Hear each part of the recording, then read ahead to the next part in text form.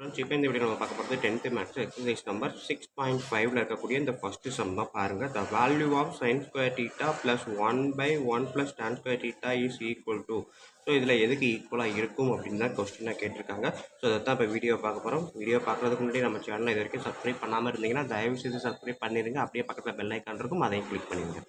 நன்றி. இப்போ வாங்க நம்ம கிளாஸ்க்குள்ளே போகலாம். இப்போ பார்த்தீங்க அப்படின்னா கொடுத்துருக்க கொஸ்டின் நான் எடுத்து எழுதுறேன். என்ன அப்படின்னா sin square theta plus 1/1 plus tan square theta. ஓகேங்களா? ஸோ இப்போ sin square thetaவை நான் அப்படியே வச்சுக்கிறேன். 1/1 plus tan square theta நம்மளுக்கு ஒரு ஃபார்முலா இருக்குது அப்படின்னா 1 plus tan square theta equal to secant square theta அப்படின்னு ஒரு ஃபார்முலா இருக்குது. ஓகேங்களா? ஸோ trigonometry ஐடென்டிட்டி ஃபார்முலா பார்த்தீங்க அப்படின்னா 1 plus tan square theta equal to secant square theta.